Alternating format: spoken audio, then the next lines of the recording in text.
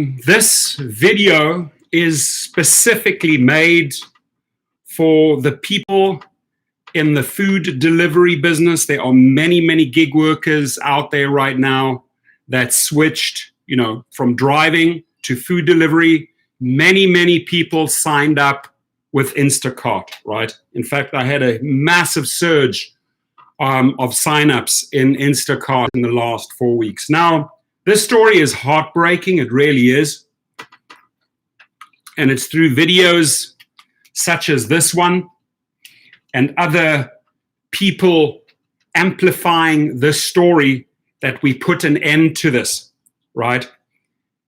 The fact that a person can get online or on his phone and lure an Instacart shopper with this mammoth tip, like $55, $40, right, for X amount of items, 27 items, and we'll go into the article. Off you go. You're thinking, okay, this is a, it's like this is a lucrative deal. I'm going to go for it, right? You're going out there, you're shopping, you're done. You're expecting this $55 tip to come through. And then you find out a day or two later, because the person who placed the order has the ability to modify their tip, that they've zeroed out the tip. Just listen to that, right? Here's the hashtag. Bought this shirt specifically for this video, right? Hey, you know what? Go out there, go shopping for me. I'm going to give you a nice tip, $55, right? And then when you bring me the goods back, I'm going to zero out that tip, right? Sorry for sending you out there, but I'm not sorry. You know what? I need the money. Sorry, but not sorry. That's my hashtag for this video. If you want to get this viral, sorry, but not sorry. This is what these people are doing to hard workers on the front lines, right? Unacceptable. And if you think this is only going on with Instacart, you can modify your tip on Uber Eats. You can modify your tip on Postmates. So you're going out there with a promise, right? You're literally baiting the person and say, hey, go out there, perform this duty for me, because I want to be front of the line, right? This is how they're luring them in with these big dollar prices, right? So the driver does it, performs the duty. That is a binding contract. That is a binding contract. And that companies such as Instacart are allowing this to happen, that Uber Eats and Postmates are allowing this to happen. They are allowing their clients to modify the tips. Excuse me, right? That's a contract that you have. It's a binding contract. I will go out and fulfill these duties based on what I've been paid. You can't then 3 or 4 days later, you look at your finances and say, oh gosh, I paid out $50, $55 tip. Hang on, let me quickly zero that out. Watch what happens as I read you this article. Fascinating story. So this happened in New York in late March. Instacart worker Annalisa Arambula, and it takes the courage of these people to go out and contact CNN Money, contact the editors and expose these people for these type of shenanigans. And it's with collective input, multiple videos, turning to Twitter, sharing this video, that we put relentless pressure on Instacart to change their system, right? Because once a person says, hey, you know what? Go and perform that duty. Instacart's going to pay you an amount, right? And on top of that, I'm going to give you a $55 tip.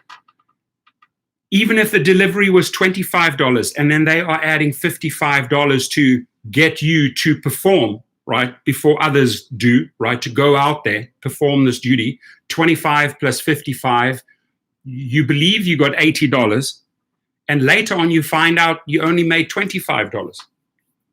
And that Instacart in these times and Postmates and Uber Eats still allows that to happen.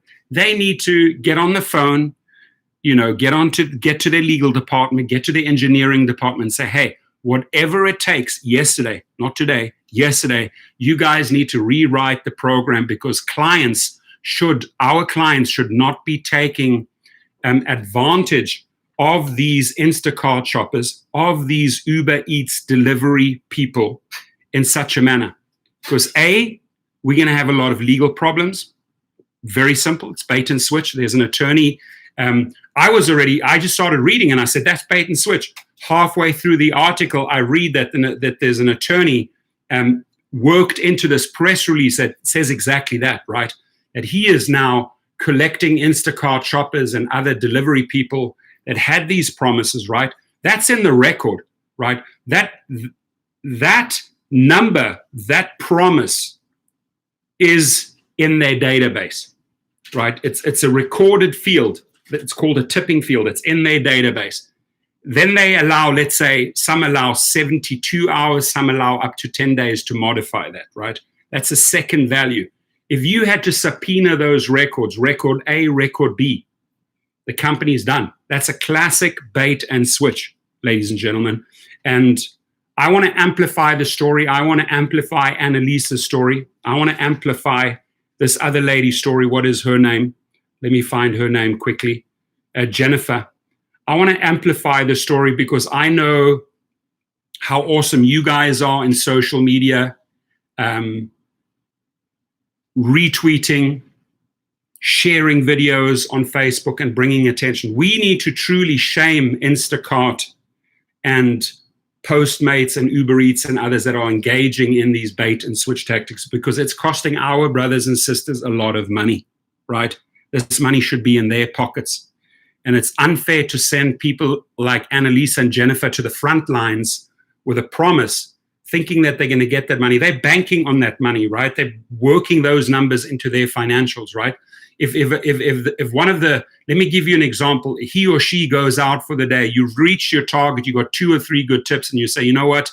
Hey, honey, I can take the day off. I've reached my target, right? 2 days later, those tips are nullified and you're suddenly in the negative. Now you have to work like double, triple shift to make that up, that deficit up. It's wrong. So this lady, Annalisa Arambula, accepted a grocery order that came with a big tip, $55. The store was just down the street, right? Person calls in, hey, everything the customer wanted was available and the order seemed to go off without a hitch. Customer places the order. She goes down. She thinks she's going to get a $55 tip. But an hour later, Arambula checked her earnings on the Instacart app. Let me just check. Let me just see what I made here. And the entire tip was gone with a message saying that the customer modified the tip post-delivery. Listen to this. The message is the customer modified the tip post-delivery. She ended up making just $8.95 from Instacart on the order, thinking she was making $8.95 plus the $55 because that is what the promise was, right? So she says, I was flabbergasted. I couldn't believe it. Shit, I can't believe it, right? Arambula said, demand for grocery delivery is surging amid the COVID-19 pandemic, right? And many customers are struggling to get their items they want or even a time slot for a delivery. You know, they're fighting for time slots. And this is how they are baiting these drivers to get into those time slots. Some people are dealing with that by offering tips as high as $50 or more to entice the Instacart workers to pick up their orders. But some of those people have turned the tactic into a bait and switch, offering up a big tip and then taking it away as soon as the person who risked their health to get them their groceries has made the delivery. That's disgusting. That's grotesque. That's unfair. And these companies are facilitating that. I mean, we should give them the royal flush right now. We should flush them for this. This is heartbreaking, right? That these people, like these individuals, are going, you know, they're on the front lines going, you know, gets an order, has to go up a, let's say, 15-story building into the elevator. People are getting into the elevator. People are coughing in the elevator. People are touching buttons. And you're doing all of this, right? Thinking, you know, this might be worth the $8.95 plus the $55 that they've promised me. I'm going to do this. I can do this. I'm going to subject myself to this insanity. And you go through all of that trouble to get slapped down at the end of the day? How would you feel? How would you feel? I'll tell you how I would feel. I would have a lot of upset and anger towards that company that facilitated and allowed that. I might not even see that individual. Maybe I just dropped off the groceries at the door. So I don't even know what they look like. If I do know what they look like, you'd probably be so pissed and go back to that house. Where's my $55? You zeroed it out. You made that promise. You baited me. You then switched me. I want that $55. I'm telling you, things can go horribly wrong here if they do not address this with their engineers yesterday. So before accepting a batch, which can consist of one or a few orders from different customers, workers can see the items requested, the store location, the payment Instacart provides workers for the job, and the tip being offered. You get to see those factors. Those are the variables that are known to you before you enter into that contract, before you say, okay, I'm going to switch the keys on. I'm going to go drive out there and I'm going to do this. I'm going to do this for that client, right? Because I agree to these variables. I agree to these conditions in the contract, as I've just stated there, right? This is a binding contract, my friends, right? So Instacart allows customers to change a tip. Here we go. This is the part where I'm about to lose it. Instacart allows customers to change a tip for up to 3 days. So you've committed to a tip and you have 72 hours to change your mind. Hey, on day one, okay, that's what I agreed to. Day two, screw that. I'm going to take that money back. This type of behavior should not be allowed. Okay, I'm going to give you a scenario. I take my lady. She's right here in the kitchen cooking, right? Not very far from me. I take her out for dinner. We have a good time. Great meal. Waiter gives us excellent service, right? It's $100 meal with drinks, wine, whatever, right? I say, you know what? 20% or 25%. I give him a $20 tip on top of the $100, right? Let's just say for argument's sake, because that's pretty much, or 25 or 30. I've tipped 30% if I get immaculate service. So let's just say the bill was $100. I put a $30 tip on. 3 days later, I go back to the restaurant. I say, excuse me, could I speak to the restaurant manager? Yeah, sure. He's right over here. Tell that waitress over there that I'm taking $25 of that $30 back. I really need it right now. He would laugh at you, say, piss off, get out of my restaurant, right? This is what you can do with Instacart or Uber food delivery or Postmates. You can change your tip within 3 days. That's a recipe for disaster. And here's why Instacart and these companies are not abolishing that, because they know that these supersonic high tips are what attract the person to the contract. So they are facilitating this evil way of them making money, or of them getting the driver to perform the duty, luring them in because they say, hey, you know what? The customer is going to give them that great tip. Who cares if they pull it away? We got the contract. We're going to get paid by the company. We're going to get paid by the restaurant. Let them two sort it out. We're in the clear here. Some workers told CNN Business tips can make up half of their income or more. It's very demoralizing, said Arambula, who lives in Portland, Oregon area, and has worked full-time for Instacart since June 2017. I don't pretend to be a hero, she says, like a nurse in a hospital, but I literally am exposing myself to the coronavirus when I return home, exposing my family to the possibility of transmitting the disease, when you know that is somebody who's just doing it to game the system. Listen to this. Somebody is doing this just to game the system and to get their order when they want it.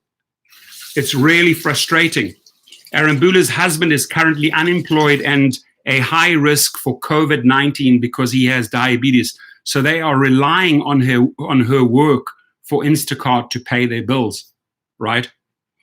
Instacart is one of several delivery companies now expanding rapidly due to demand spurred by the pandemic. Last month, the company announced plans to bring in a further 300,000 full-service shoppers in North America to service the increased demand. I can totally understand that people are joining like crazy. But you as the company, Instacart, you saying, okay, we're bringing on 300,000 new Instacart shoppers, and we will subject all of those 300,000 Instacart shoppers to this insane platform that allows our customers to place orders, manipulate, and change the tips. How will those new 300,000 people feel like? Just like Jennifer, just like Miss Arambula.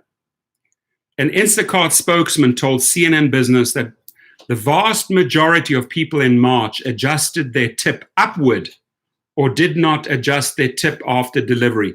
Moreover, the spokesperson said the company recently removed the non-tip option for people, so users who want to tip nothing must manually change it to zero. The spokesman said this could deter users from doing so. People can also leave feedback and rate a worker in the app, something Instacart claims typically happens if and when a person removes a tip. So I decide to remove that $50 tip, and then I give a reason why. I wonder, I'd like to read some of those reasons why people remove the tip. You tip them, so they must have done something right? I would really like to go through that long list of reasons why people remove the tip. Oh, they arrived 5 minutes late. Or, 2 of the 25 items were missing, so I removed the tip. Is this how people treat people? Another person says, it's a crapshoot. Jennifer G, who became a full-service shopper for Instacart about a month ago and asked to be identified by her name and last initial for fear of retribution, said she has already experienced a handful of bait and switch tippers in Pennsylvania. She said one person originally put a $32.94 tip on a 27-item order from Sam's Club, only to replace it with $0 tip after delivery. How does that person feel? Another person changed a $13.31 tip on a 38-item order from a different store to nothing after the delivery. It's a crapshoot, said Jennifer, who noted half her earnings came from tips, either in cash or through the app. Look, I would rather take cash. Hey, ma'am, if you say it says here in the app that here's your goods. It says that you tipped me $55. I'm so grateful for that. But why don't you do me a favor? I would rather take the $55 in cash here right at the door. I could really, and then you can zero it out. Are you okay with that? That would really, really help me because I need cash right now. I can't do that because it's my intent to zero out the tip tomorrow. I can't give you cash. It's a crapshoot, as I said Jennifer, who noted half her earnings came from tips, either in cash through the app or through the app. These are affluent communities that I'm delivering to. There's almost no need not to tip, especially because not only is this a convenience for you, but we're in a pandemic right now. An Instacart spokesman said that tips are always left up to a customer's discretion and would not comment. Listen to this. Let me read this to you again. An Instacart spokesman, this is how they replied to this, right? Said that tips are always left up to a customer's discretion and would not comment on specific instances of tip baiting occurring. No, because they don't want to, because the moment they would start engaging in a conversation about this, right, they probably would be drawn in to testify if there was a legal case. Now, before I carry on, you guys know what drives me crazy, right? Sorry, not sorry. Sorry, not sorry for hitting the like button. Hit it. I have 90 people in the house. I am exposing Instacart, Uber deliveries, Uber Eats, and Postmates, pushing for change, and I'm rewarded with 16 likes. I should have just the same amount as people in the room as likes. I'm fighting for you guys. I'm not fighting for me here. I'm fighting for you. So what I would appreciate if people could just reach down right there and smash that like button right now, right? Because this is my time that I'm dedicating in 30 minutes to 60 minutes to fight for those food delivery workers, to fight for those Instacart shoppers that are being screwed out of tips. And the least I could be compensated, I'm not asking for tips from you. I'm not asking for any money. I'm just asking for likes. So smash that button. Thank you. So an Instacart spokesperson said that tips are always left up to the customer's discretion and would not comment on specific instances of tip baiting occurring. This is tip baiting, right? And if they know that this is tip baiting, why are they not doing anything about it? Why are they not changing the interface or the checkout system? Look, if you have a checkout system, and even if I walk into Sharky's and I'm ordering burritos, it says, would you like to add a 10% tip, a 20% tip, a 30% tip, or would you like to leave a customized tip or no tip at all? You know, what I'll do is I'll select no tip at all, and then I'll give them cash. They would rather have cash, right? They know that that's in their little box, in their tin, it's theirs. They can divvy it up versus it's going into the company's account and maybe they don't get all the tips, right? Cash is king, my friends. You put the cash in there. So I would encourage these Instacart. I noticed you gave me a very nice tip. That's very nice of you. But is it possible to get that in cash? And then you can just take it off the app? Yeah, sure. Here's the 20, right? The 20 that they put on the app, they give you the 20, they zero it out, you got your money. That to me is the most logical way to get my money, secured money in the bank. So in an email to Instacart customers provided to C&N Business, the company encourages people to please consider tipping above and beyond to reflect the extra effort of your shopper in these times. You could call it danger pay, you could call it hazard pay.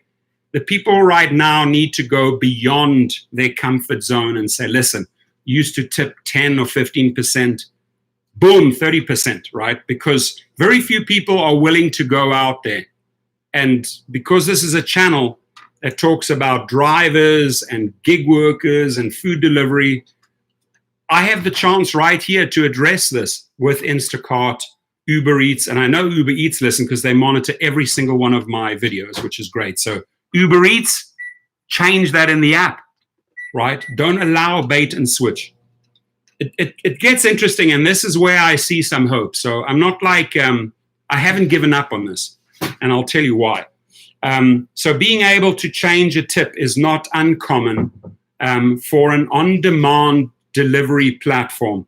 But other services such as Uber Eats and Postmates, listen to this, other services such as Uber Eats and Postmates, which offer an on-demand meal delivery service, allow customers to change tips for shorter windows of time between 1 and 10 hours. So after 2 hours, I decide to nullify the tip. Up to 10 hours. 9 hours in the 58th minute. Ha ha ha ha! Cluck, cluck, cluck, 0.00. Nothing. And they facilitate that. Listen, when you order the food and you put in the tip is the tip, right? I have never, ever heard of companies brick and mortar companies, restaurants, buildings, where you could walk into the hairdresser and say, you know what, I'm taking my tip back. I have 10 hours to take my tip back from the hairdresser. Unheard of. So why are they promoting this? I think they're promoting it because it's a way to really get the attention of the delivery person because the tip looks healthy, right?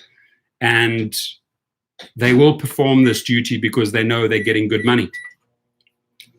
But Uber Eats and Postmates are just as much to blame as Inland Empire. Salvi's in the house, Mark Roughton's in the house, Arch-type gamers in the house, Rock. We have over 100 people in the house. You rock, right? DJ Quicksilver's in the house, Scott Tucker's in the house.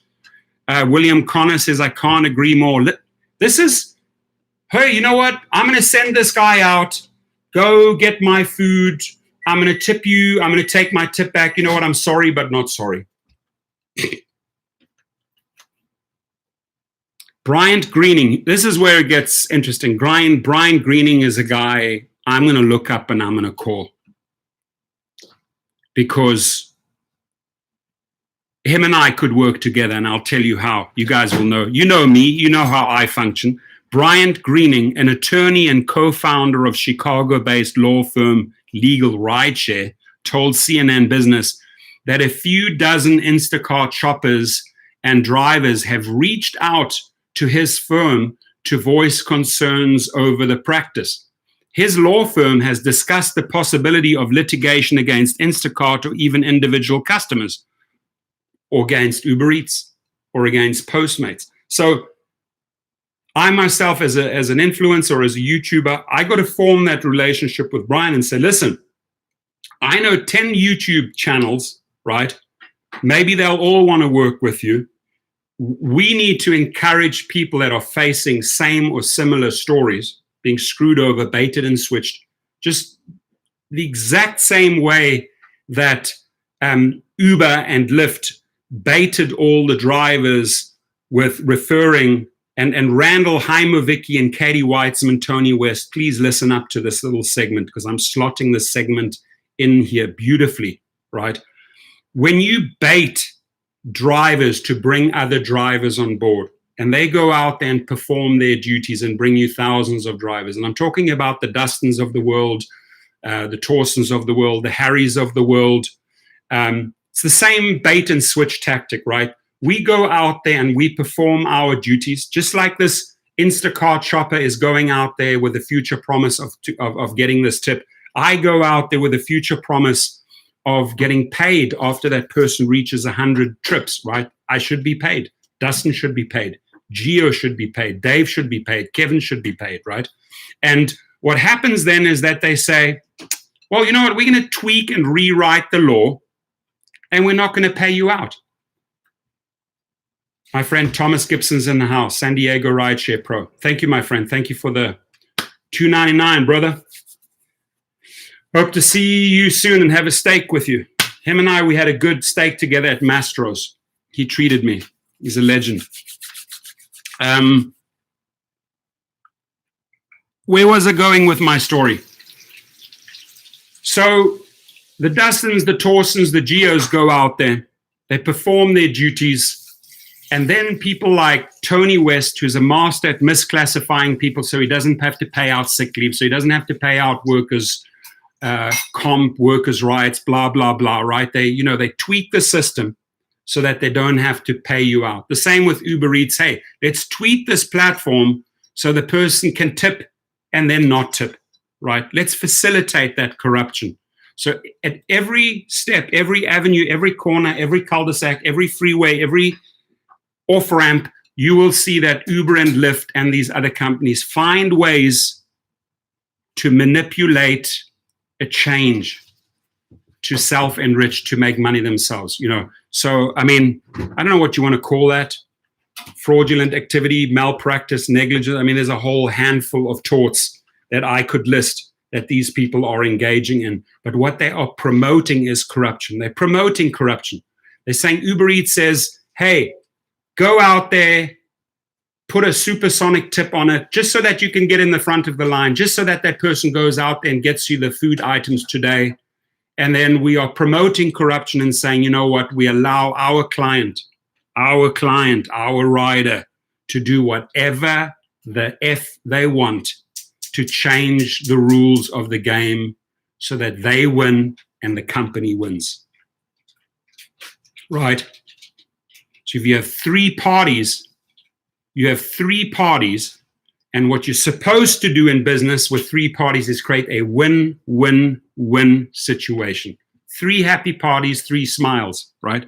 But what they're doing here is that they have three parties and it's a win-win, you lose situation. Two smiles, one frown. It's wrong. And that's why I'm here, and that's why I like to change and mix things up.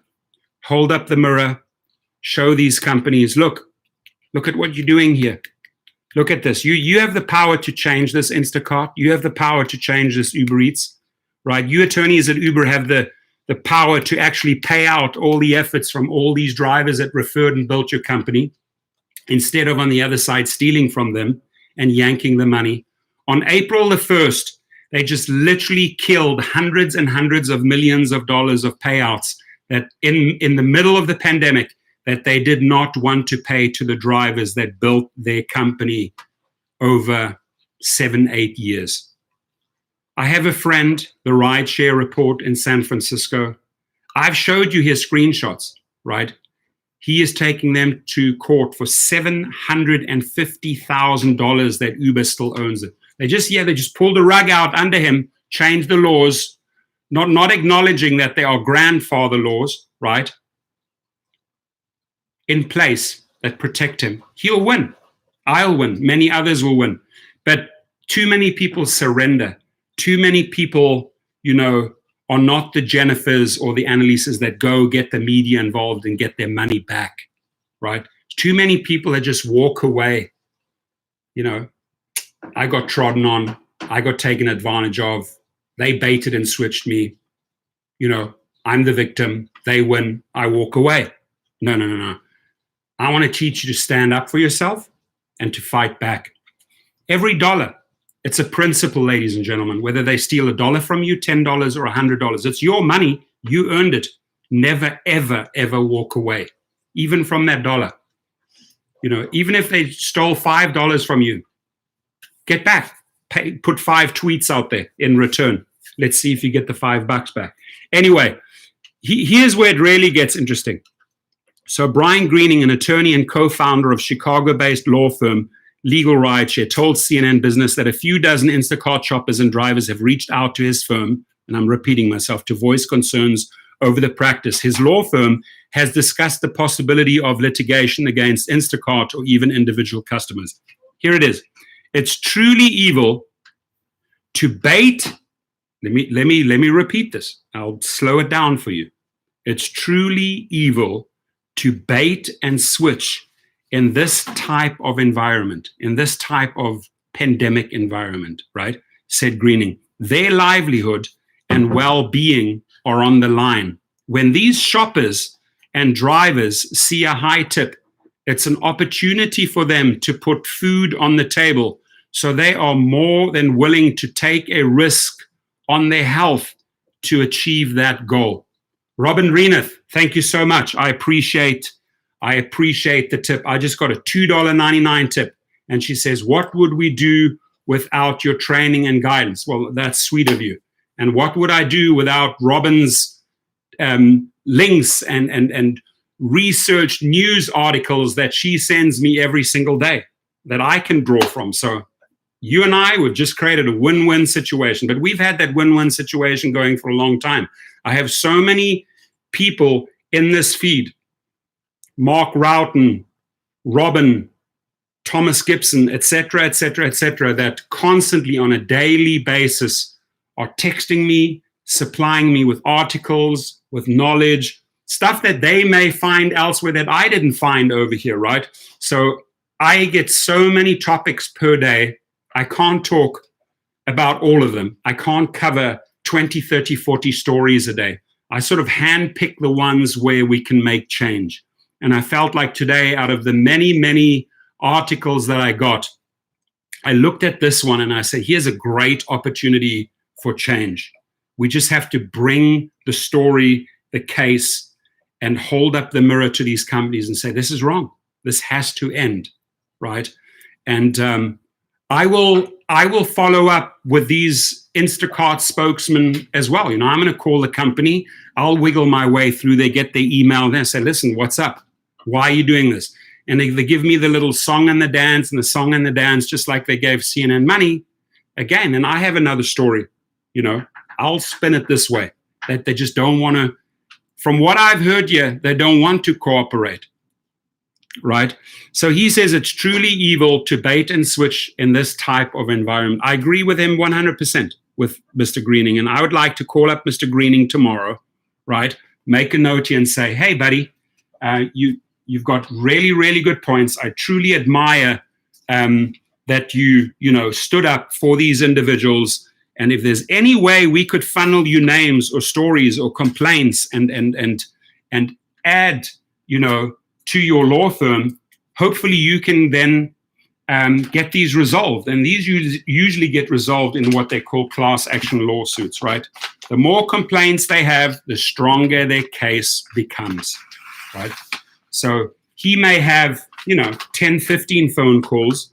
If several YouTubers work together, you're talking about a couple of 100 phone calls. That makes his position so much stronger. That makes the battle against Instacart and Uber Eats so much easier, right? And we have to put an end to this. Sorry, not, what does it say here? Sorry, not sorry. Sorry, not sorry. Sorry you had to go out there, but I'm not sorry that I yanked your tip. So while Instacart is benefiting from a surge in customer orders in recent weeks, workers have criticized the company for not doing enough to ensure they adequately protected and paid during the pandemic. So let's talk about safety and protection. I think every single company, and I don't want to sound negative and go dark here, but every single one of these companies, when it comes to the basics, right, they promised us this. Wipes, we didn't get it. They promised us disinfectant spray, we didn't get it. I had the CEO of DoorDash on the phone and he says, well, we actually did get some of the supplies to the people. Congratulations, maybe 1 out of 10 firms. We were promised this. We never got it. We were promised the sanitizer. We never got it, right? For more than a week, some workers have been on strike until Instacart meets their demands, including hazard pay, an expansion of its coronavirus pay to include those with underlying health conditions, and a default tip of 10%. Laura? Give me 1 second, please. Just give me one. Laura? Yes. You left that thing on her. Yeah, I know. Drives me nuts. Because it sounds like I'm next to a bathroom, but I'm not, because they're washing their stuff in the next room in the kitchen. So they leave the water on. It sounds like I'm on the pot. I'm not. It sounds like I'm just walked over there to take a piss, which I didn't. Anyway, so here we go. While Instacart is benefiting from a surge in customer orders in recent weeks, workers have criticized the company for not doing enough to ensure they adequately protected and paid during the pandemic. For more than a week, some workers have been on strike until Instacart meets their demands, including hazard pay, an expansion of its coronavirus pay to include those with underlying health conditions, and a default tip of 10%. One day before the planned strike, Instacart said it would change its default tip setting from 5% to the most recently used percentage a customer chose to tip. Jennifer, the Instacart worker, said she feels the company should mandate a 10% tip that sticks no matter what on all orders until stay-at-home guidance is lifted, and only allow people to tip above that should they choose. I can't strike. I literally cannot afford to. But I'll shop during boost times, she said, referring to high demand times of the day when Instacart pays a few dollars more to workers. Detached customers, in addition to having their tips slashed at the last minute, some Instacart workers are also the target of seemingly tone-deaf remarks from customers. Carolyn, who started working for Instacart about a month ago and asked to be identified by first name only for fear of retribution, told CNN she also had a recent experience with tip baiting. When dropping off an order recently, she said the customer told her it was unethical that she wasn't able to find toilet paper and updated her tip to $0. So you go out there, you're spending a couple of hours getting all these things together. You don't come back with the toilet paper. Because you did not come back with the toilet paper, I'm going to punish you $0. It's unethical to not bring me toilet paper. As if this lady has some power over the toilet paper industry. As if she can call the shots at Carmen or Kirkland at Costco and say, hey, listen, I have a pissed off client. They're going to give me $0 if you do not live up to the supply of toilet paper. She can't control that. She can't influence that, nor can Instacart. But the customer should not use that as an out. This is an excuse. This is just an excuse to find a way out to punish the individual. People are very creative and evil when it comes to that. I tried my best, she said. A lot of people are detached from the situation going on, said Carolyn, who is based in Florida. They really don't see what we see.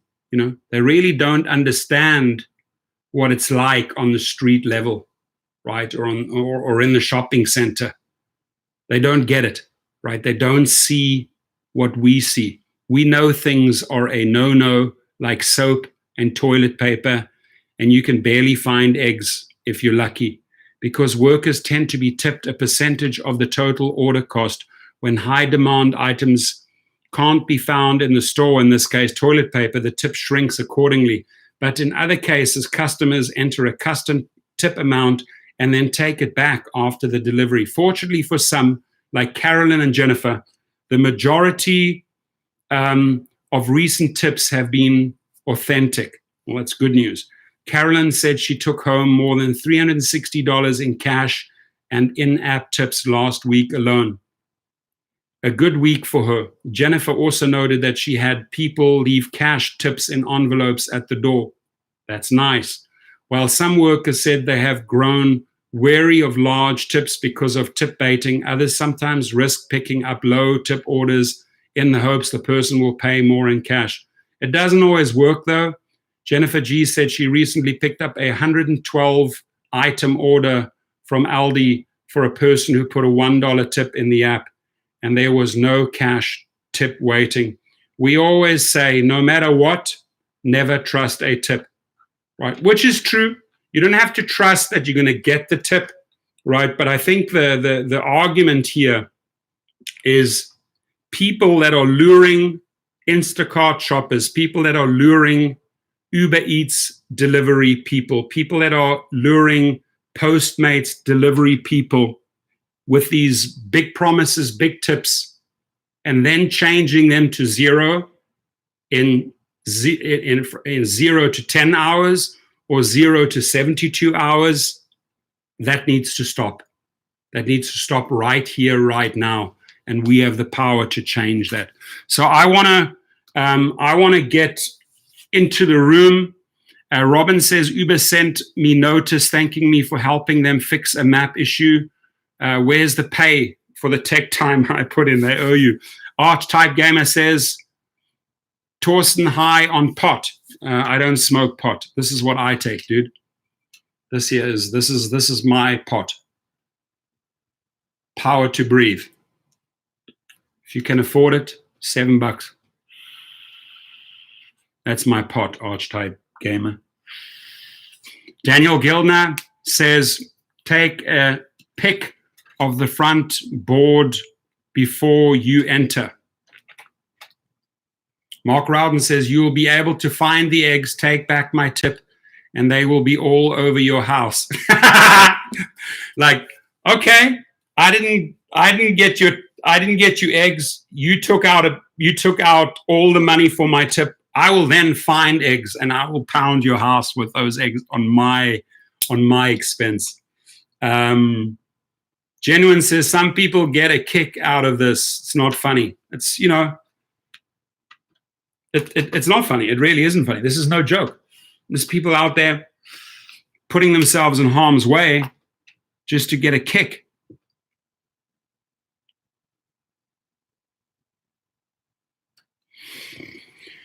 The first time that happens to me will be the last day with Instacart. Good. Exactly. That's the power that you have. Just going back. I haven't acknowledged Vicky. Vicky, how are you? Mark Lugo's in the house. Cool. All right. I think that was a great topic. I doubled up my efforts in the other channel. If you can just, on rideshare driving school, type that into YouTube, go and subscribe there. I need the hours in that channel. That channel is going to be called Spot Above, and it's going to open up to all types of businesses, from tiny little work from home businesses to running big businesses, right? Small issues, complex issues. We're going to talk everything business related, from starting a tiny little company to managing a big company. I'm doing well. Yuyito, I appreciate it. What's up, buddy? Corey Posey says the correct statement would be traditionally drivers are tipped a percentage of the order. These days, not so much, if at all. It's not an interpersonal exchange for goods and services anymore. Right. I like it. Uberman Tampa says, yeah, I saw this today, sent it to you. I can't believe people are that mean. And that's it. It's just plain mean. Sorry, but I'm not sorry. I'm sorry for sending you out to do all that work, but I'm not sorry that I yanked your tip. Franz Murphy says, getting canceled, penalty for canceling Eats order that I had 13 cars averaging 2 minutes per waiting, so 30 minutes for not getting paid. Unbelievable. Rhino Parts, what's up? Rhino Parts, haven't seen you for a while. How's my friend Uberman Tampa doing in Florida? You holding up well, brother? I hope you are. I hope everyone's safe. I hope everyone is doing their bit to flatten the curve, right? All right. When you go out of the house, if you can, wear these, folks, right? If you do have these, spray the shit down. If I could spray the Instacart bugs and all those wicked people that promised a tip and then baited, if I could spray you down like bugs right now, I would. Whole Foods is slowing down. Okay, good to know. Robin Rena says, OSHA PPE for all professional drivers. We need OSHA kits. Okay. You did send me something. If you could resend me, I'll make a video on that. No WrestleMania in Tampa. That's one thing a lot of people miss. I miss is sports, right? You could switch on. You could watch the NBA. You could watch basketball. You could watch football. I can't watch international rugby. Tennis matches are over. Olympics are canceled and postponed. WrestleMania, hockey. Don't we miss our sports, right?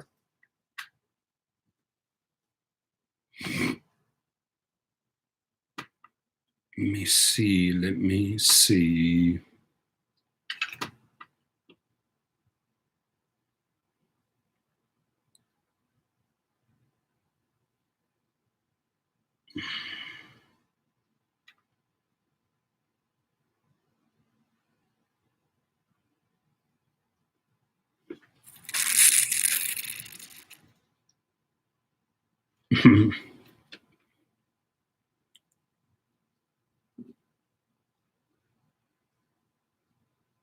Curling is out.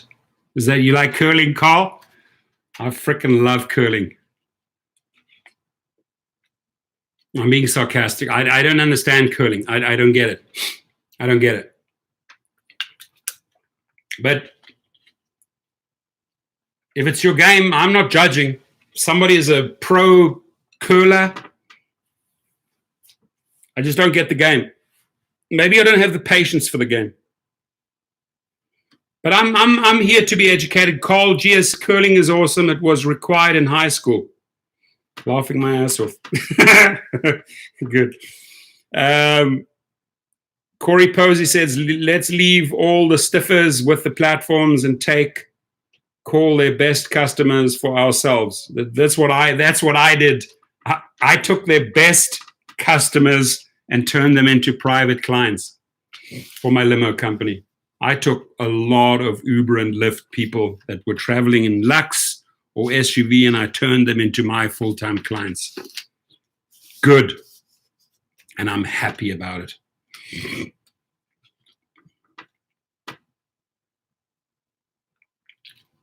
Is anyone doing Instacart in Vegas? Asked DJ Quicksilver. Any good? Anybody from Vegas could give DJ Quicksilver some feedback. That's the cool thing about these live feeds. You know, you exchanging info, you helping each other, sharing knowledge, sharing tips. Mark Routen, do you do it? Is it good?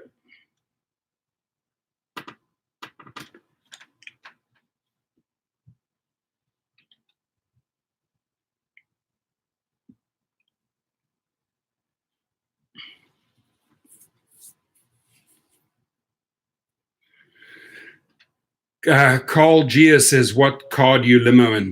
It varies. Sometimes BMW, sometimes Cadillac, sometimes Suburban. We've got a whole range of fun cars. But my favorite really is, I have really two beautiful pimped out Cadillac Platinums, top of the line. Those are my faves. Go rolling with that beast. The only problem is that from my house to the airport and back is about $25 of gas. It's a guzzler, big 6.2 liter engine.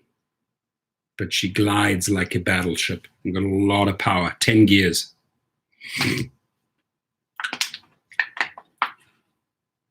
Abstract Echoes in the house. Rhino Parts says the bait and switch game on Instacart is in Mesa. Well, we're going to change that, buddy. We're going to change their bait and switch bullshit. We're not going to let Instacart and Postmates and Uber Eats, their chief guy, I'm on your ass, Pierre Dimitri Gore. You know, I've shaken up your world several times and I'll keep on doing it.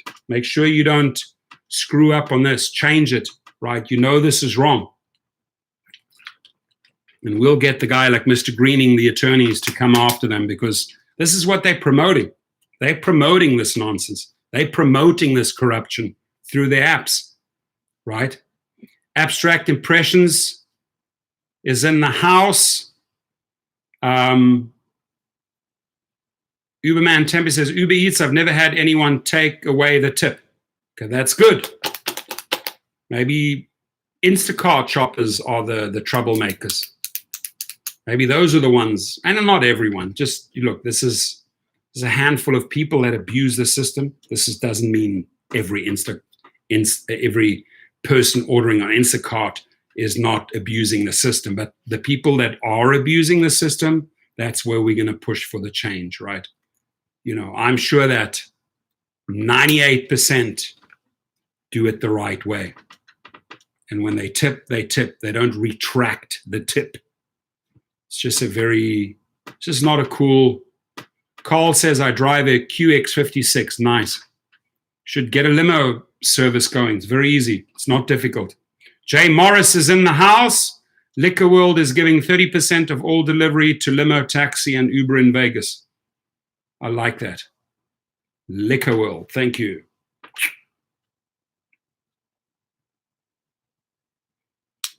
Uberman Tampa, the idea that they can reduce tips is enough for me to decline working for them. It's smart.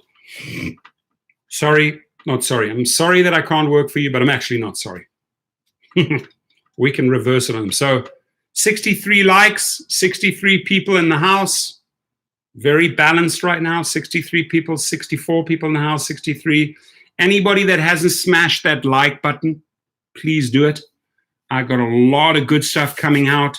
In fact, I'm going to be jumping into the other channel and doing a really, really, really good real estate video there, real estate marketing video. Maybe you want to hit up that channel and just check that out tonight or tomorrow. But I spent last night, I was up researching thumbnail software, trying to sort of break it down, which is the best one.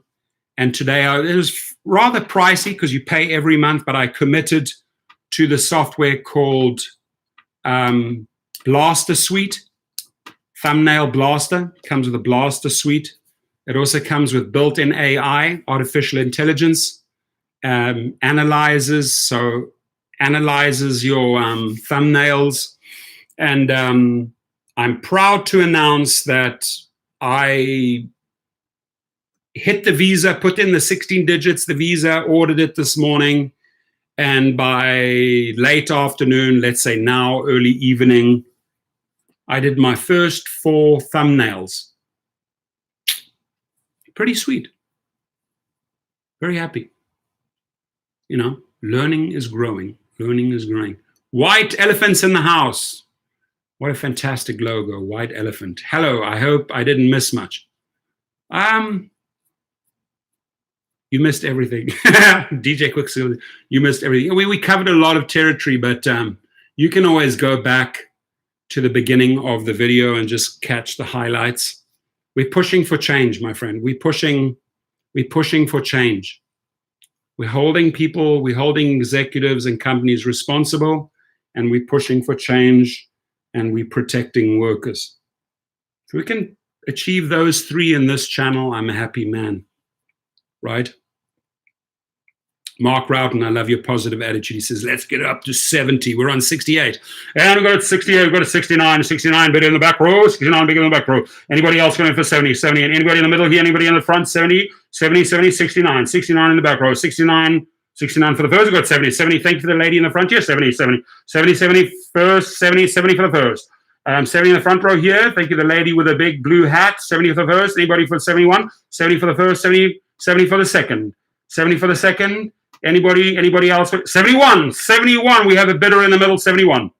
Thank you. Already on 71. I love it. Love it. Love it. Love it. Love it.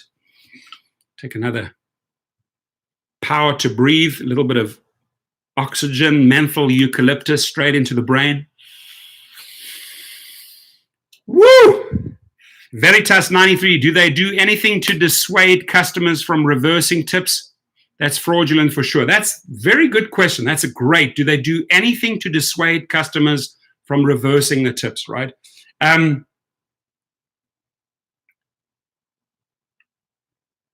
think the only, that is what your intent is. It's just like when you go out to that restaurant, you get good service or bad service and you tip accordingly. You don't walk out into the parking lot and say, you know what? I'm going to walk back in and get my tip back. You should not allow that to happen, you know. So add on 10% for hazard pay or whatever.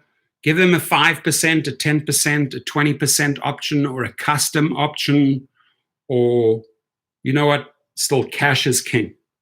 It's what I love about private limo clients. It's all cash, man. You know, you charge them $200 or $300. They'll give you another $50 or $100 in cash for a few hours work. Mohammed Khalil, thank you for adding the like. Appreciate you, brother. So what am I missing here? I'm going to take some of my lung expectorant. Listen, this is like, this stuff here is like, it's like literally like fire. It's like swallowing fire. Your lungs, you could swear after this shit hits your lungs, flames will come out of your ears, your nostrils, and your mouth like a dragon. It doesn't, but that's what it feels like. It frickin' opens it up. AF Rideshare 411. Listen, my friend, Rideshare 411. Are you working towards those 4,000 hours. Where do we stand, Rideshare 411? How can we help you? You know, YouTubers like Dark Road Run, 411, all marching towards that 4,000 hour line. We need 1,000 subscribers and 4,000 hours, and then you open it up to the money world, right? To advertisers, which is great. Once in a while, if your topic is not suited for an advertiser, YouTube says, you know what, sorry, we blocked that video. We don't think it's appropriate for our advertisers, and they base that on the wording in your description. But generally speaking, I would say about 90 to 95% of all the YouTube videos make good money from the advertisers. Now, here's what's interesting. Rideshare 411, where are we, my friend? K-Town, Koreatown, where are we, my friend? How can we assist you? How can we help you get to that 4,000 hours? So, have you guys heard of PPC? Pay-per-click. We take the company Google. The majority of Google's money is earned from ads that are run through the Google network, or people clicking on a product or onto a company, ending up in their website, right? Google facilitating that click. Pay per click. The companies pay a lot of money for each click, so they pay per click, PPC, right? And the PPC rates, or those bidding rates, they differ from industry to industry. Now, if you have a commodity that has a small dollar price or that doesn't have much value, usually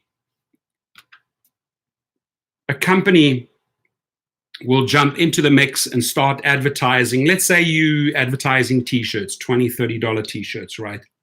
You are not going to spend a lot of money on PPC just to get an order or two of a shirt, right? Those are very, very, very low PPC rates, pay-per-click rates on these like low item products or low cost services, right? Your PPC is low.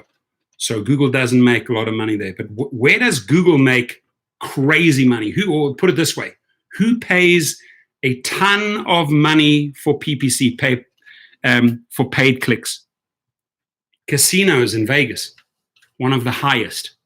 They pay crazy amount of money to receive that click-through from Google into their website, into the Venetian, into the Wynn, into New York, into Bellagio, into the Cosmopolitan, into MGM, right? From Google, paying part of their big budget, online advertising budget, to get and pay for that click, so that that person hopefully ends up in their website and hopefully places a hotel booking for a weekend, right? After booking their flight, then they go out, okay, I'm going to book a hotel. Oh, I haven't been to Venetian. How did I get there? I started searching for casinos on Google. I saw a whole bunch of ads, a lot of people advertising. I Venetian, let's go to Italy. I click on Venetian. That moment they click on Venetian, they're in the Venetian website, in the booking portal. Looks all pretty, Roman type of style. They're on the website. But to get the person from Google to the Venetian website, they paid a lot of money for that pay-per-click, right? Then hopefully the guy books the room, comes to the hotel, and spends a lot of money on gambling. So it means they get their advertising back. But for a small little commodity like a t-shirt, yeah, they advertise. These companies are advertising on Facebook. They're advertising on Google. But your pay-per-click rate for these t-shirts and that is nothing. The business that I know well, which is the apartment and the real estate world, I built out a company or helped build out Westside Rentals, and then built out 2 rental company, Monster Rentals and Rentwave, early 2000s, between 2001, 2006, 2007, made a lot of money there. And the majority of the money that I obviously spent per month was on online advertising to get leads, to get clicks, right? Where did I get them? Oh, I got them from AdWords on Google. I got them from Overstock. I got them from Craigslist. I got them from eBay. I got them from Kijiji. I got the clicks from Yahoo Classifieds, and so on and so on. All of these people, apartments and real estate leads were coming in, and you pay a lot of money. So at least paying the minimum of 30 to 50,000 a month on clicks. That's just online clicks. That doesn't include print media, that doesn't include radio, that doesn't include billboards, blah, blah, blah, blah. Just clicks, right? So a lucrative way to make money, which my partners and I have been working on for the last few years, 2.5 to 3 years. And I'm very confident that by the end of the year, after this pandemic, obviously this slows things down a little bit. It's not that easy to work in these times, but we are going into the online real estate world hard and heavy into the online real estate, and more like the upper echelon, high-end condos, high-end lofts, high-end homes, luxury homes, etc., worldwide, not just the United States, worldwide. That's the portal that we are rolling out. And the interesting thing is, if you integrate, and I'm going way off path here, I'm going way off the topic, but I just want to follow this through, because there might be some people that'll reach out to me afterwards and say, hey, I'm interested in that. Or how do I do that, right? Or how can I duplicate those efforts that you're talking about? So knowing that real estate has the highest PPC, right? You're talking, let's say, a home here, few $1 million, or a little bit more inland, $500,000. Now that agent, that broker wants the lead. They pay so much for that click.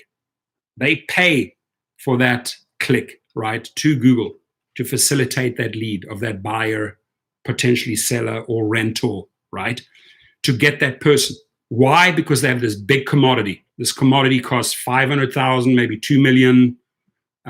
You know how much real estate costs throughout the United States. It's very expensive. You know how much real estate costs in London or in Greece, in Santorini, or wherever it is. Real estate's expensive. So you get really good paychecks from Google if you are operating in the YouTube influencer real estate arena, big time. One of the biggest earners there is Ryan S. What's his name? I'll tell you now. Big earner. Big earner. I went to one of his conferences. Big time. I'll tell you who it is. His name is Ryan Serhant. You can look him up. Ryan Serhant. Now, if you're on this boy's level, you're probably pulling over $100,000, $150,000 a month from YouTube. Minimum. How many subscribers does a gentleman have? 860,000 subscribers in his channel. 860,000. How do you get to 860,000? And you're busting your back, and you're getting, now that's why I'm keeping Rideshare 411 involved in the conversation. And this is specifically for you, my friend.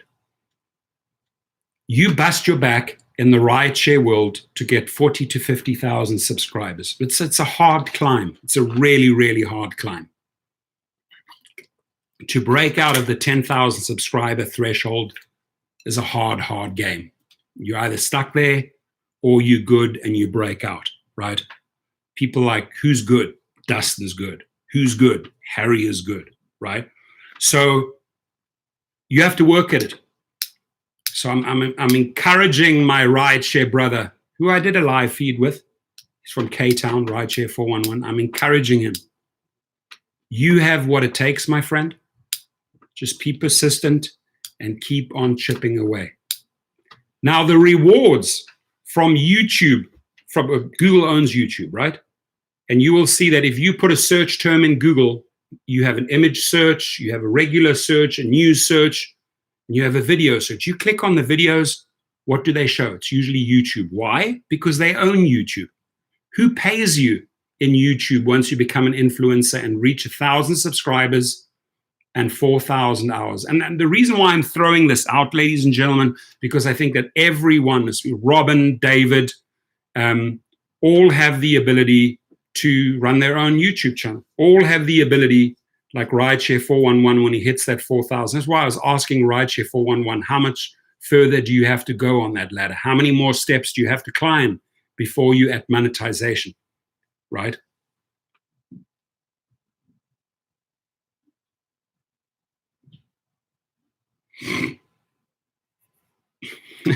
That's a good one. So I got to read this one. C. Flaquirty says, it's a good way to get a bag of shit at your doorstep, tires slashed, house vandalized, the shoppers know where you live. So that's the extreme, right? The guy screws you over, retracts the $55 tip, you go batshit insane. And if you're really nuts and if you really crazy, if somebody did that to C. Flaquirty, he's going to go over there, he's going to take a big bag of shit, dump it on your door. He's going to go to your cars, cut the tires, and he's going to vandalize the house by throwing rocks through the window for somebody that screwed you over for $55. There's an easier way. I think just leave the bag of shit there. I wouldn't resort to cutting the tires and vandalizing the house. 3-4 years in prison, not worth it over $55. But by all means, leave a big pile of dog shit or donkey shit or horse shit at their door. They deserve it. Right? You can always claim if they caught on the camera, you could always say, oh, I thought it was my buddy's house. I was playing a prank. Right? I was going to put shit on his doorstep because he put shit on my doorstep. Sorry, I picked the wrong house.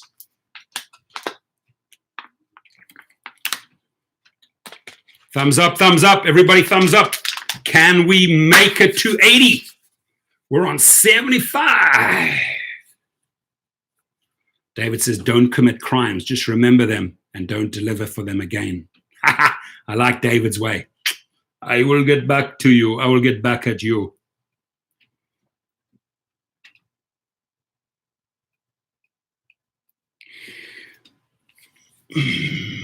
Yeah. So this is one of the pretty thumbnails I designed today. Look at my skills. Pissed off Instacart shopper or driver. Nice lady, she's gathering all the groceries for them. This could have been Jennifer, or this could be one of the ladies that was mentioned in the article. Threw some freaking carrots in there, oranges. Hey, it's one of my first attempts at a thumbnail.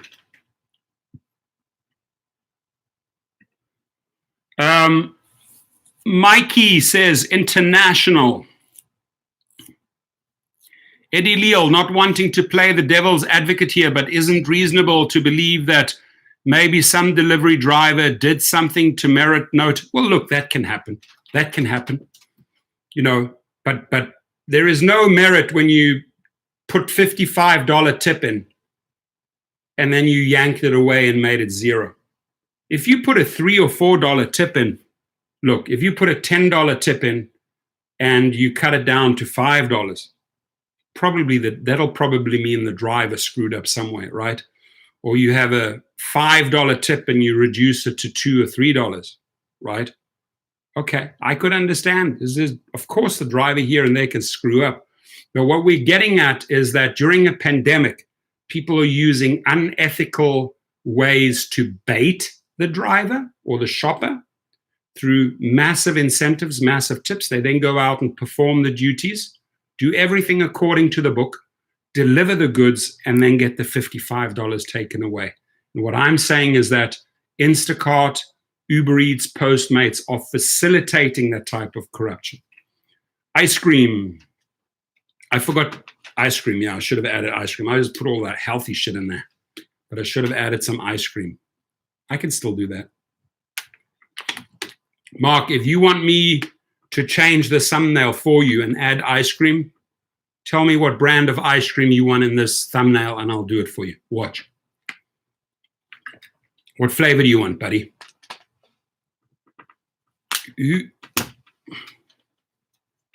Who wanted ice cream? It was so sad. I wanted that ice cream.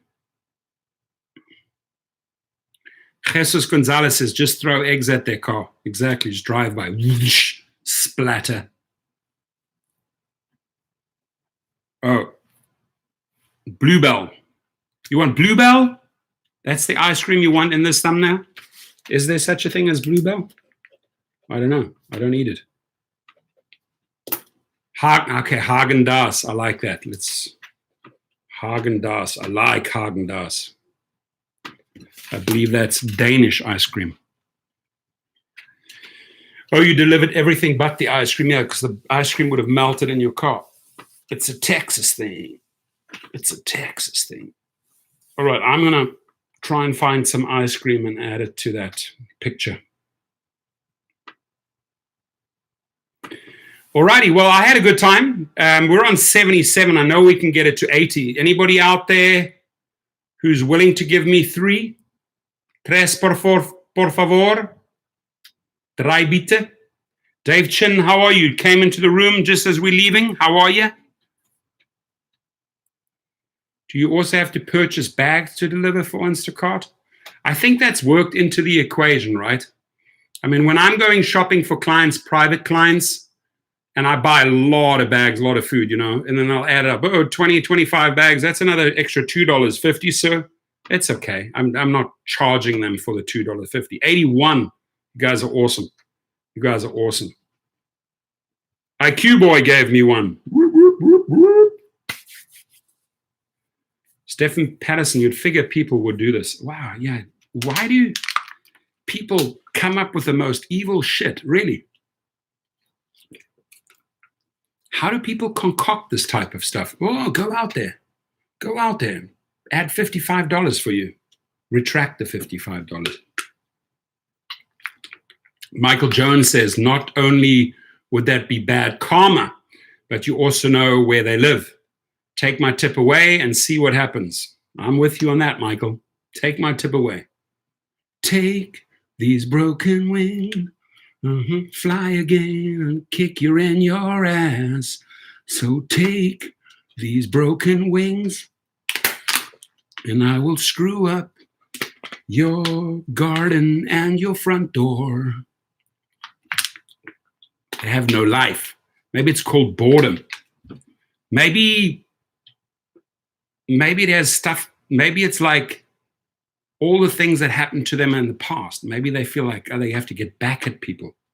This is how we take revenge, right? I just joined. Is this common? Oh, no. We're not. No, we don't want to scare you off here, Stefan. Slow down, tiger. Just joined. Is this common? No, we say it happens. Not very often at all. And you probably get all excited about that tip. And we just want that to change. We just want to bring awareness to Instacart, to Uber Eats, and push for change. You know, it's easy for them to change it. They have engineers. They apparently have a CEO, right? Who then writes a memo to the engineering team and says, hey, find ways, brainstorm ways to make this end. This is wrong. We can get into a lot of trouble here because this truly is bait and switch, right? It is. He just hit a pen thing.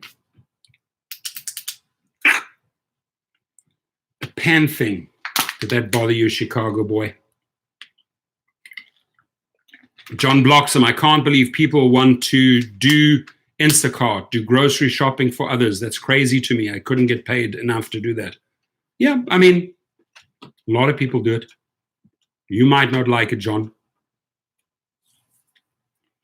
C. Flaquetti says someone needs to come up with a smartphone app that you can report bad customers. This would work for drivers in any delivery app. If they come up in the database, they are blacklisted. Yeah, just like those people that get put onto the do not call list.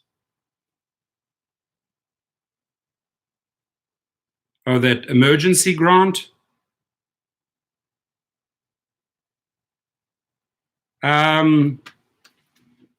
Depends. There's a few. You're talking about the SBA loan, or are you talking about grants? A whole different other thing. The emergency grant. I haven't filled that out, but I'll gladly research that. I would almost argue you might be too late in the game for that. Eddie Leal says something like that happens to me, I'll never deliver to that address. Yeah, once bitten, twice shy. Philly D, is Uber paying extra for Uber Eats now? Here and there they are, small little incentives. Robin Reenet says, Corey Posey, read IRS 530, relief for those who pay out 1099s to independent contractors. Uber better not apply.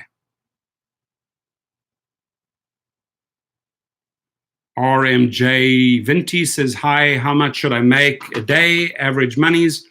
Hey, that depends on a lot of factors. How many hours you're going to put in, what market, what city are you in? So you got to, if you want a really good, accurate answer or a semi-accurate answer to that, you got to put a lot of information out there and let other YouTube participants get back to you. But there's a lot of variables still missing there, RMJ Vinti.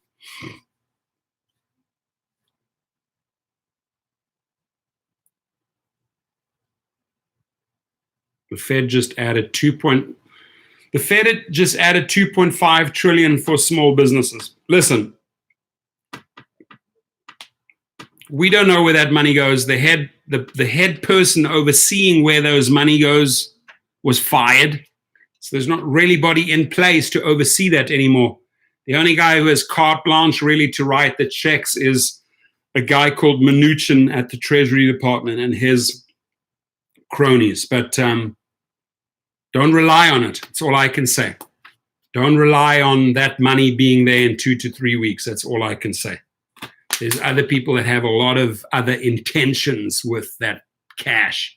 All I can say is the rich get richer, the poor get poorer. It's a Snoop Dogg sad world, my friends. People in these times, people that maybe don't need it, take advantage of it.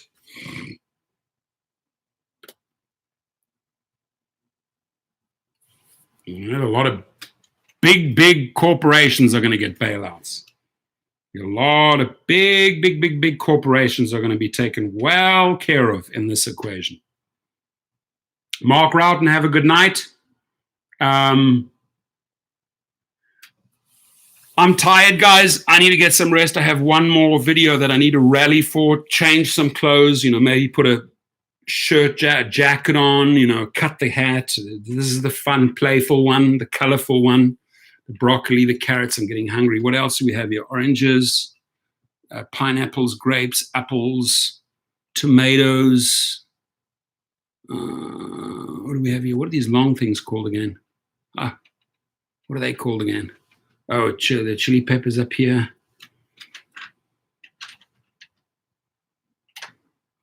Grapes. Maybe these are, what are those? Those look like kiwis. Pork in these bowls, exactly. A lot of pork. They build in a lot of pork. RMJ Venti, peace, my bro. Peace to you. I appreciate you guys. Hey, I want everyone to stay safe. Load up on some good stuff. If you can get your hands on this, the best of the best, right? The best of the best. Keep healthy lungs. If you can get your hands on this, it's available everywhere, but go for the 10,000 IU. Right? If you can get this, probably the best of the best as far as all-round immune booster. Really good shit. Echinacea in droplets, straight underneath the tongue. If you want to put fire in the lungs, this one. Go out there and just maybe have a little bit of a stash. ready, and I hope that Tina, let's roll, Tina gets back to us. I hope she starts feeling better. QGS is in the house. Sorry, not sorry for making this video. I'm sorry, not sorry for making this video. I think it was well worth it. I think it's going to reach the shores of Instacart. I know it's going to reach the shores of Uber because they watch all my videos. Hey, Tony, you watch my videos? Hey, Dara. Hey, Randall. Hey, Katie. Do you watch my videos? Hey, Jennifer. Do you like my videos? Fire in the lungs. Fire in the lung juice. This shit, I kid you not. It's the closest you'll ever to become a dragon. You know, dragons are Game of Thrones. 3 or 4 drops of these into your lungs, and you swear to God, you think you're that. I thought every time I put this in my lungs, I think I'm that dragon from Game of Thrones. You know that Game of Thrones? Anybody watch that? Got Game of Thrones? Dragons? Be sure the dragons have this for breakfast. COVID era. COVID era. Hashtag COVID era. COVID era.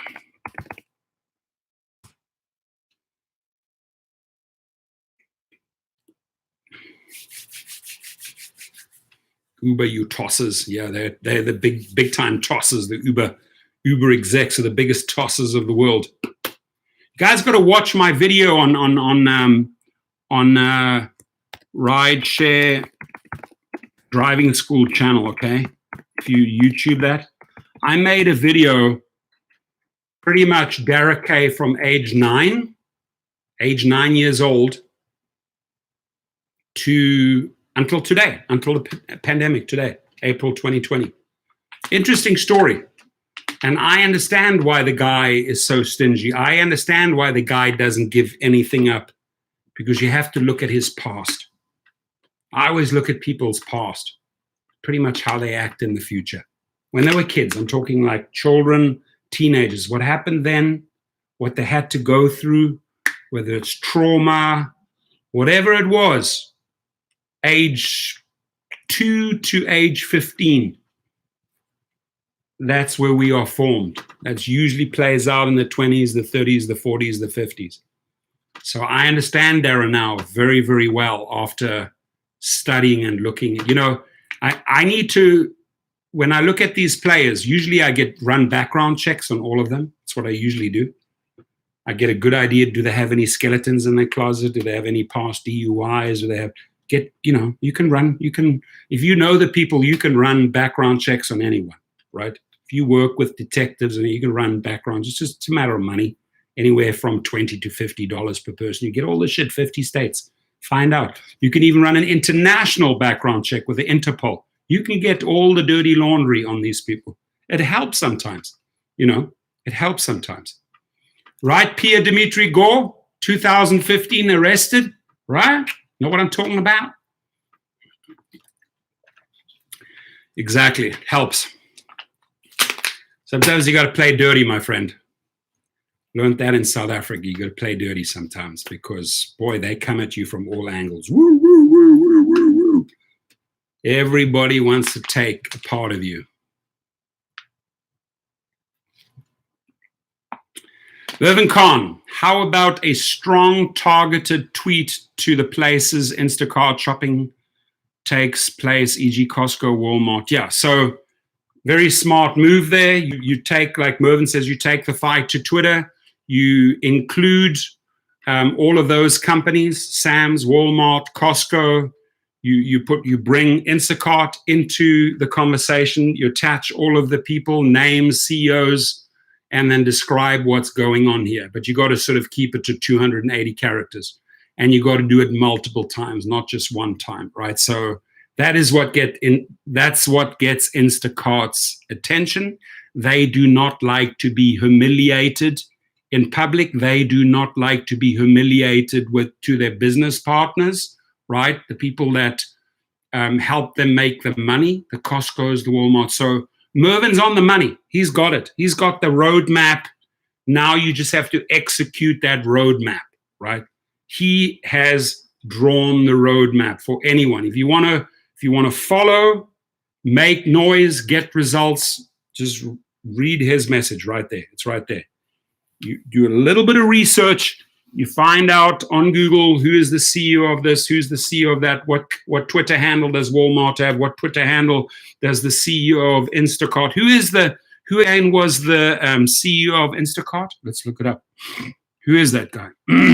I read him out the other day on the 1st of April. I read out his name. CEO Instacart. Apurva.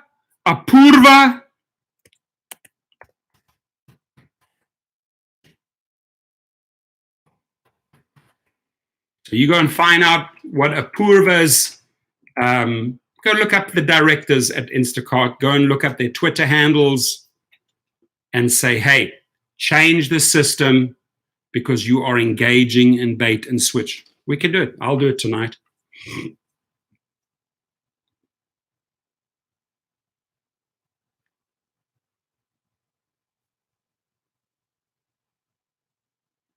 Southern Highland, that's nice. Sounds cool.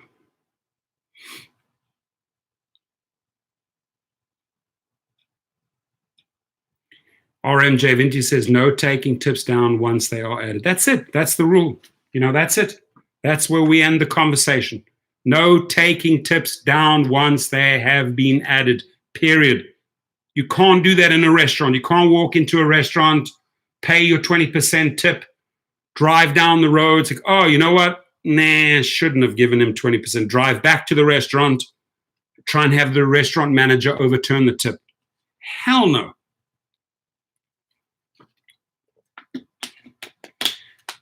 Bitch, gonna take my money. Bitch ain't gonna get my money.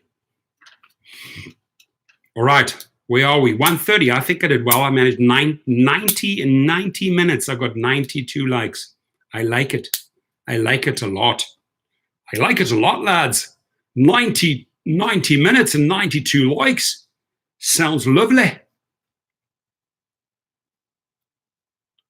We can't post numbers here or emails. Sure you can. Sure, here's my email. I'm afraid. What am I hiding from? Nothing. Here we go. Anybody want to email me? Anybody want that database of all the newspaper editors? Email me. Email me.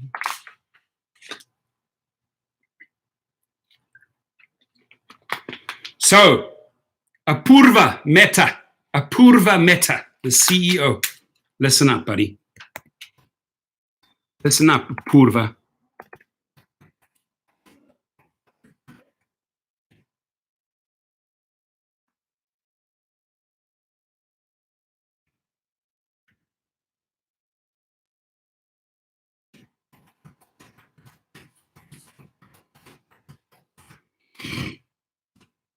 Here we go. So Apurva will give you a few days to make an announcement and to make sure this never happens again. If not, we're going to humiliate you. We're going to hound you. We're going to pound you. Right? Apurva Mehta.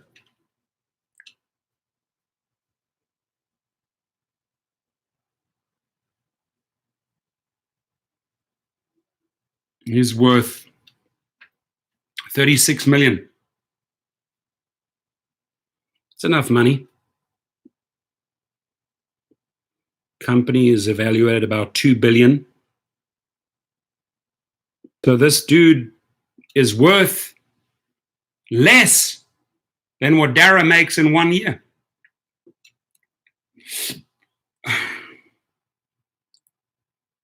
Oh, no, he's worth more. He's worth more. He's worth more. They just got a investment from Whole Foods for 36 million. I had misread it. What's his net worth? Oh, he's worth a lot of money. 400 million.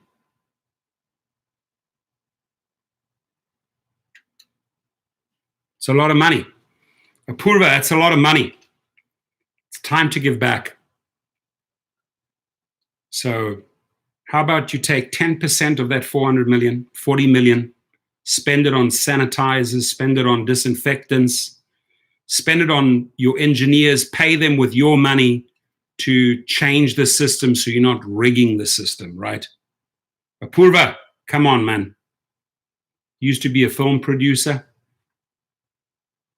Where's he from? He studied at the University of Waterloo. Interesting past, interesting history, Apurva. Apurva! Stop screwing people over. Calm as a bitch, my friend, Apurva. All right. Adios, muchachos. I gotta go. What's my email, or what's... Are you asking for my email? I put my email in there already.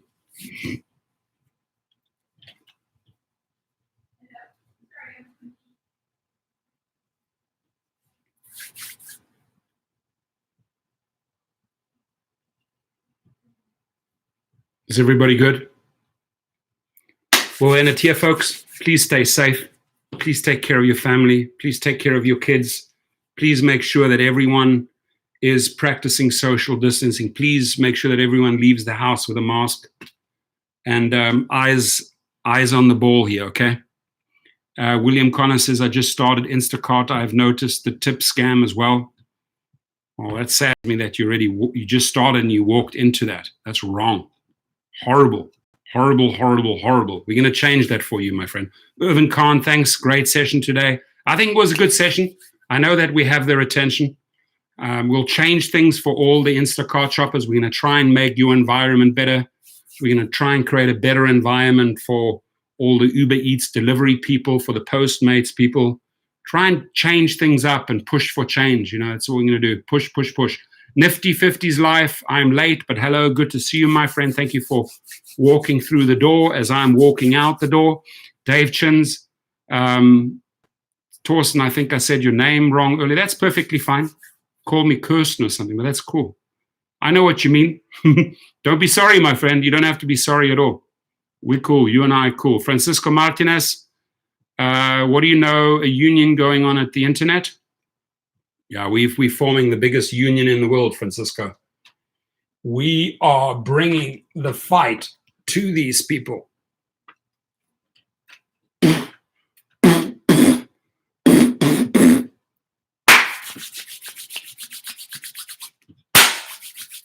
I'm going to slap them hard. I'm going to make the ears ring. Apurva! Apurva! Make the changes. You don't want us coming after you, bro. It's not going to be nice. All right. Lads, lassies, ladies and gentlemen, boys, girls, men, women, wherever you are, here and abroad, whichever state you're in, whichever city you're in, be safe. Please, let's get through this together. Let's, another 90 days. I think another 90 days. Let's stay strong. Let's get through this. 90 days. I think if we can make this, make it through this. If we look at China, a lot of the problems, December, January, in Wuhan and other places in China, people were allowed to go out. The air is clear. People are taking photos. They're seeing buildings that they've never seen before. Oh, never knew that sky rise was over there. Wow. Oh, look at that river over there. Never saw it. It was always covered in smog. Looks so beautiful right now. People are still wearing their masks. That's cool. Thank you, China. Thank you, Japan.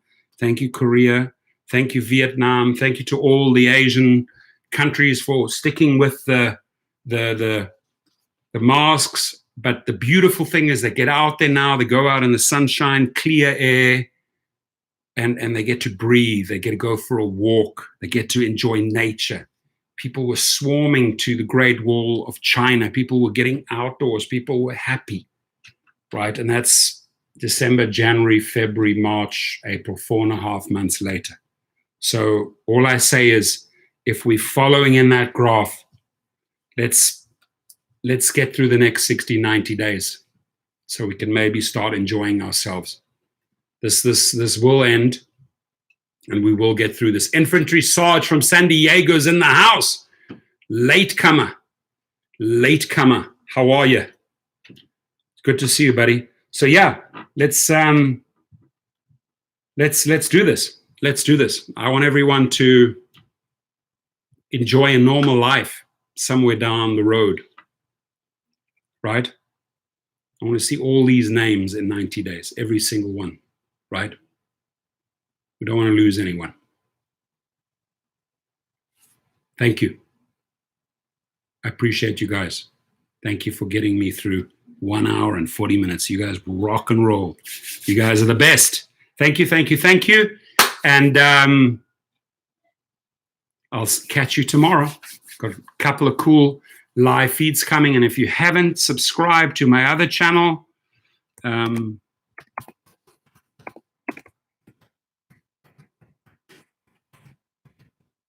if you can just watch any video on that side so I can rack up hours. I need it. And Dave, I appreciate you as well. Taurus Petroyan's in the house. My landlord is demanding his rent money. What can I do? You know, I'm sure many people are in that situation. I would try to have a reasonable conversation with him.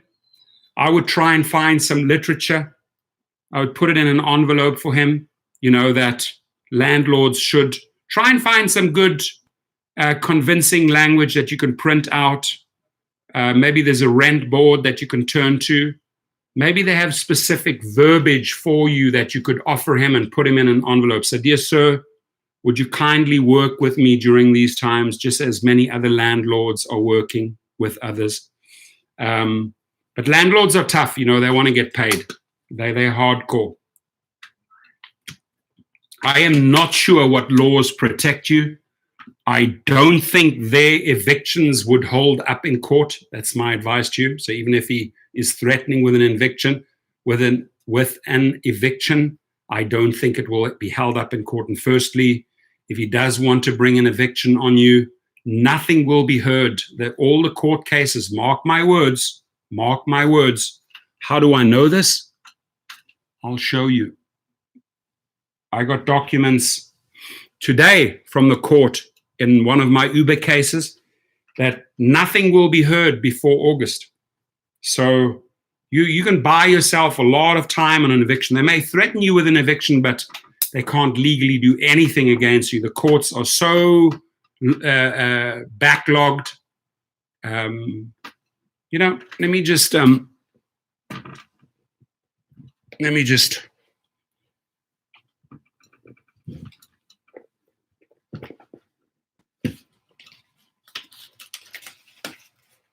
read you. I want to read you so it can help Petroyan out here.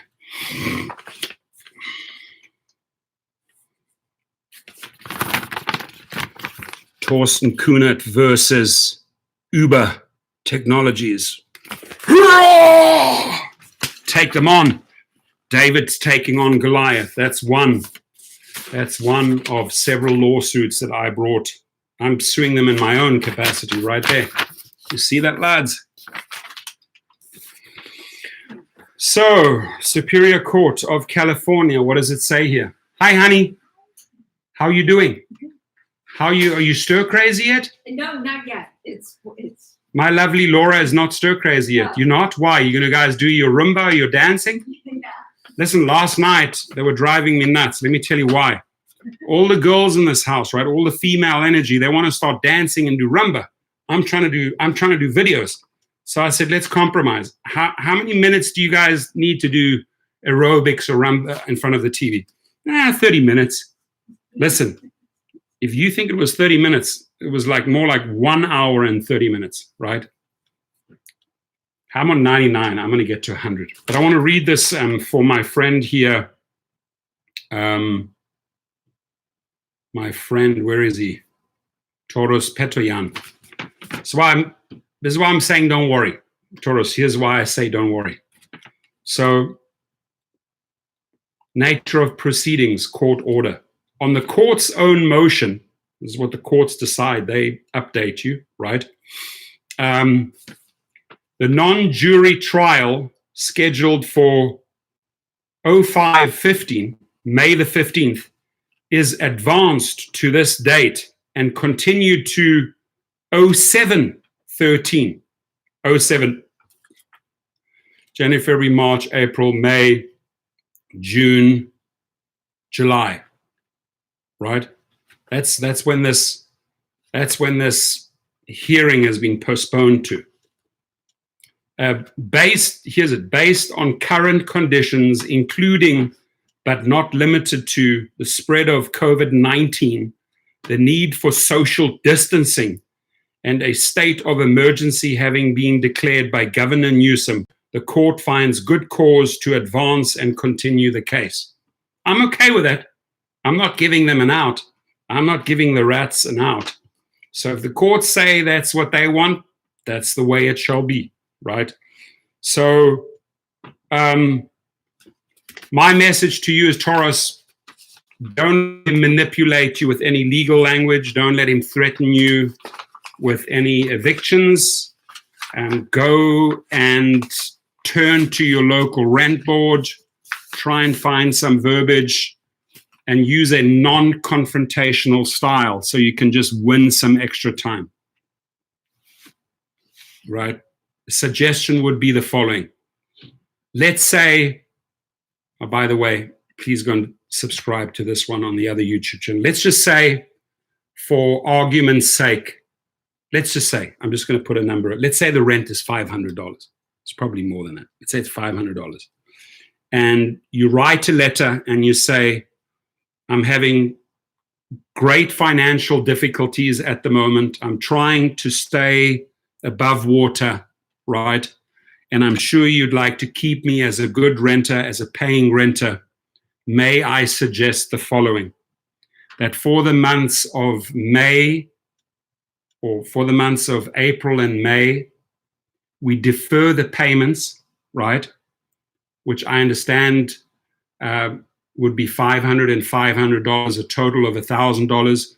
If we could tag on an extra $100 to June, July, August, and over those 10 months to make up the $1,000, right? So write him something that mathematically makes sense. He feels like he's not losing out, and make it polite. But if he starts threatening you right away with evictions, just say, look, I don't want to get into any battle with you. I know for a fact that the court systems are tied up till July or August. So nothing will happen by then. So it's in your best interest you work with me now, right? Which means, are you willing to forfeit April and May, which is $1,000, and I will make that up over 10 months in additional $100 payments. In fact, to cover your interest, I'll make it up as $105 payments. So you're getting an additional $50. Who knows? Or $110 extra per month, right? Buy time. Just buy time. He's not losing out. You're just buying time. You want to try and create a win-win situation with your landlord. Scott says, I'm a Chevy guy. I'm a Chevy guy. I'm a Cadillac guy. I'm a Mercedes guy. I'm a BMW guy. I like a lot of cars, but Chevys are good. Fords are good too. The old stuff. We're rolling this together. Robin says, let's all sing together. Robin now. 1, 2, 3. We're rolling this together. Boom, boom. We're rolling this together. It will end one day and the sun will come out and life will continue as always. We're rolling this together. Have a fantastic night, everyone. All right, Alicia just walked in, comes out there and says Lexus. The other one, Scott, says Buick. Boom, Toyota. Boom, we're talking cars right now. I should get involved in this conversation, but I would be up all night long. I'm tired, guys. It's been a long, long day in LA. The rider driver owned 2 Fords will never make that mistake again. The new ones or the old ones? I'm telling you, the old ones are good. The new ones, nyah. Nyah. We're rolling this together. Yeah, we're all going to take a long vacation. Start planning your vacation mentally. Where are you going to see yourself in 90 days? Yeah, set that goal for yourself. All right, Alicia, good night. Good night, everyone. Get some good rest. Tomorrow's another day. What are we hitting tomorrow? Friday? What are we on tomorrow? Is it Friday tomorrow already? Let's see. What are we on tomorrow? Tomorrow we're on Friday, April the 10th. Tomorrow. Friday, April 10th, tomorrow. All right, let's look forward. Let's go to bed. Let's go look forward to that day. We all rise, we all shine. I'm tired, lads. I rarely yawn. TGIF, thank God it's Friday and we're rolling this together. I wish it was in London. What's in London?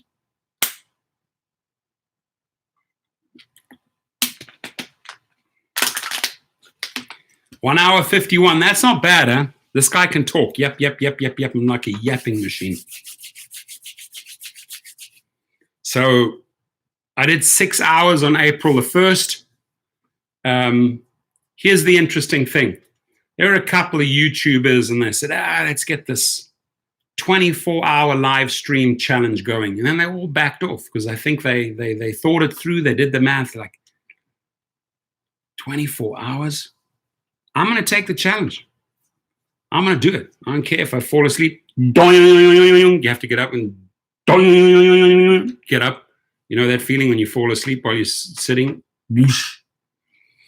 I'm going to take that challenge. And if they're not going to start it, they're not going to put a date. I'm just going to go out there and do it. And then I know that they're going to have to follow suit because they were the ones that came up with it. Right? Michigan on lockdown for 20 additional days. They should make it longer. You should not mess around. Do it 60 days, get this over and done with. People should not F around. States should not F around. Yeah, I know that the leader of this country wants to get the economy going, and yeah, we all understand that, right? That's the objective of the people around. Look at the charts of the other countries. Learn from those charts, right? It took them months. So I'm telling you right now, minimum of 60 days is what we need to still do here, right? I think it is foolish to send people out in 20 days. That's my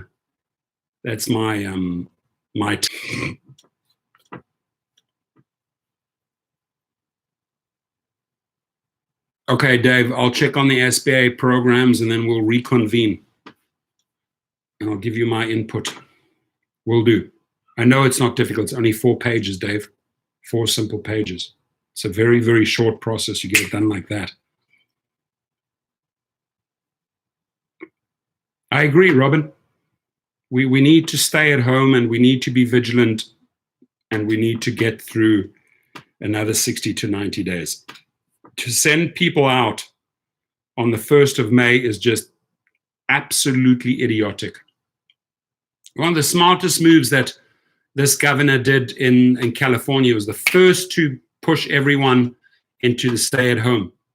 Immediately from day one, slowed the storm is still going to hit certain areas, right? What they call nests. So you got to slow the sucker down for at least another 60 to 90 days. I don't know which idiot would say, hey, go out there in 20 days' time. I think that is so stupid. I'm sorry. That's so negligent. Lewis Allums says, Lewis Allums is in the house. In the house. Our house. Our house, that is where we always meet. Our house is a castle and a treat. our house. That is where rideshare drivers meet. As you can see, what am I trying to do? Anybody know me? Does anybody know me well? I just set myself a challenge for 2 hours and I'm at 1:55. So I know I can do 4 more minutes.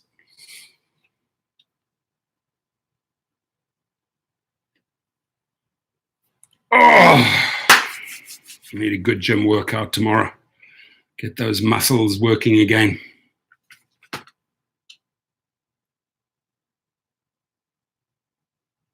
Madness, Our House. Great song.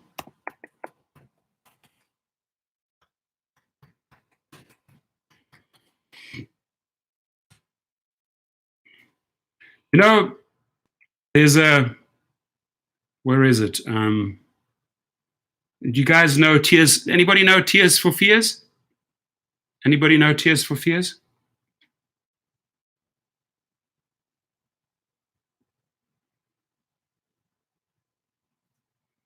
Anybody know Tears for Fears?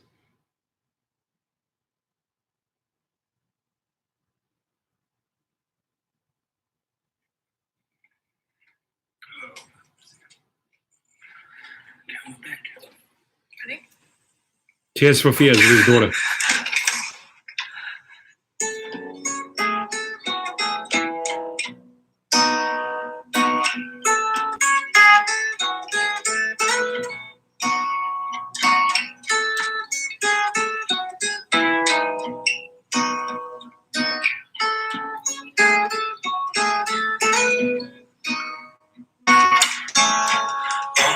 Around me are familiar faces, worn out places, worn out faces. Everybody together now. Early for their daily races, going nowhere, going nowhere. And their tears are filling up their glasses. No expression, no expression. Out my head, I want to drown my sorrow. No tomorrow, no tomorrow. And I find it kind of funny, I find it kind of all together now. The dreams in which I'm dying are the best I've ever had. I find it hard to tell you, cause I find it hard to take. When people run in circles, it's a very, very mad world. Mad world. mad world. Mad world. Children waiting for the day they feel good. Happy birthday, happy birthday. Made to feel the Fritz, how are you? Every child should sit and listen. No one knew me. No one knew me. Hello, teacher, tell me what's my lesson. Look right through me. Look right through me. And I find it kind of funny, I find it kind of sad. The dreams in which I'm dying are the best I've ever had. I find it hard to tell you, cause I find it hard to take. When people run in circles, it's a very, very mad world. Mad world. mad world. Mad world.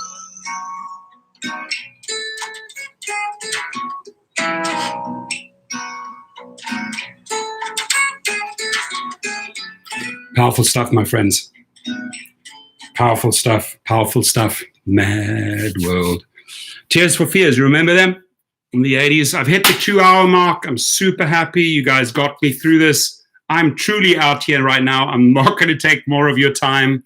And that was great, wasn't that, Fritz? Being able to jam with your daughter there, 2 guitars, 2 voices, priceless, absolute, beautiful, beautiful music. And that's just amazing. Look, I froze it right there, right? Father, daughter, 2 guitars, and look what they produce. Just beautiful, beautiful lyrics. Wonderful, wonderful stuff. Have a very, very, very good and safe Thursday night. Thank you all. Appreciate you.